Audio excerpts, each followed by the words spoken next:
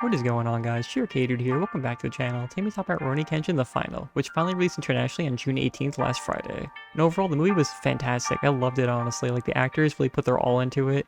Definitely the best sword fighting in all the movies. Like, the last fight between Kenshin and Anishi was amazing. And I will be going to spoilers, obviously, so if you haven't seen the movie yet, definitely come back and circle back to watch this after you see it. And honestly, I loved it, honestly. And if you haven't seen the movie yet, I would recommend either waiting to see the beginning first and then watching this, or reading the manga or watching Trust and Betrayal and then watching this, because you lose so much if you don't know what happens prior to Kenshin, in this movie, which they kind of skim through and they tell you a little bit, which doesn't really do it justice. So I'm excited they're making another movie for Trust and Betrayal. I kind of wish it released first though.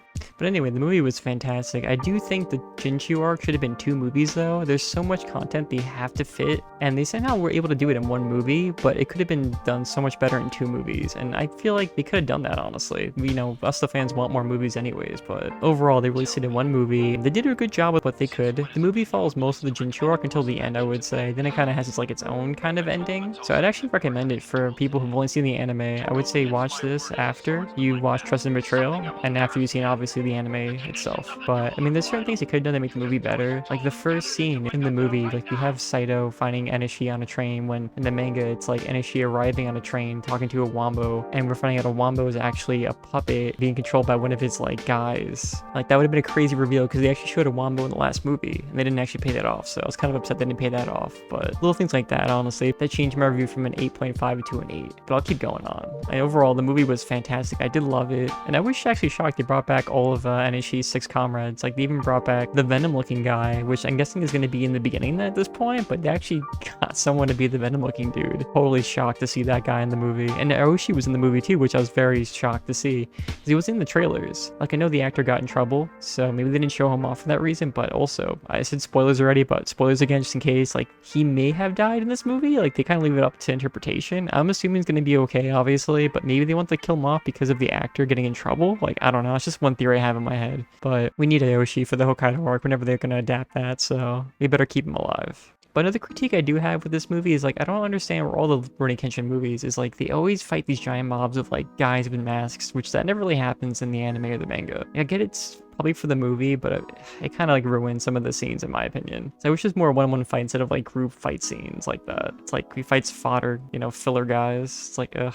Oh, another missed opportunity I did see in this movie was Plano did not get to fight the guy with the gauntlets, which broke my heart, even though they set that up. Instead, we got to see the guy with the gauntlets fight a bunch of guys at a dojo, and then when Sano gets there, he just missed them. Like, why couldn't we just watch them fight instead of watching the guy with the gauntlets beat up all those guys? Like, they should have had their fight, but it is what it is, The thing is, though, we do get to see him fight later on in the movie. He fights against Saito for some reason, which that should have been Sanosuke's fight, even though he was all, like, bruised up from Enishi at that point, but they should have saved him for that. I don't know why they didn't give him a fight. I did like how they brought in Tomoe's diary, though, because that was a big part of the Jinchu arc in the manga, so I'm excited they found a way to bring Aoshi and Misao into getting the diary and bringing it in. Even though things did change, they did make it on time. Although I do have to say, I do love that they put Sojiro back in the movie, honestly. That made me so happy. It was just a great part in the last movie, in the Kyoto movies, and seeing him come back as a wanderer, oh, made me so happy. I was not expecting him to join sides with Kenshin, honestly. I was getting ready for him to fight, because they did sell the Rengoku to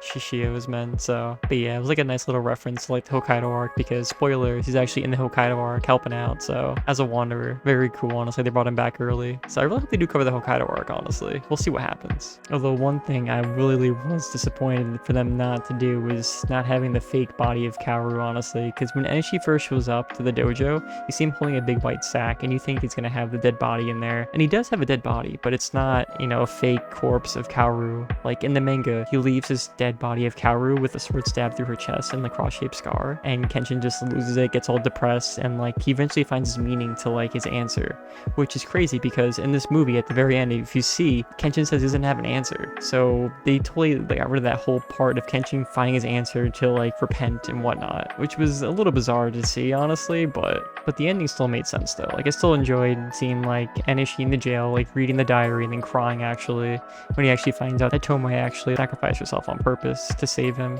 It was such a good movie, honestly. Like Enishi's acting was so spot on. I mean, I loved it. And then coming in with the hot air balloons was amazing, honestly. That whole scene was ridiculous. So yeah, I mean, overall, I did love the movie, honestly. I love the acting between Kenshin and Enishi. They were perfect. The fight scenes were some of the best I've ever seen in any of the Kenshin movies. The music was amazing. There's just little things they could have done to make the movie better, you know? Like little references to the manga, or like actually having the fake Kaoru body and having Kenshin get depressed and finding his answer. Like I wish they found a way to put that into the movie. So I wish they found a way to actually make it into 2 movies. This movie should have been 2 movies, honestly, but regardless, he found a way to end it and win the fight, and we're all really hyped to see the beginning now. I'm really excited to see the beginning. I guess it's gonna come out like a month or 2 on Netflix, in my opinion. But yeah, so overall, I guess I'll give this movie like an 8 at the moment, honestly. I do love it so much, though. I want to give it a higher review, but I think an 8's fair for now. But alright, guys, I'll catch you guys all later. Peace, everybody.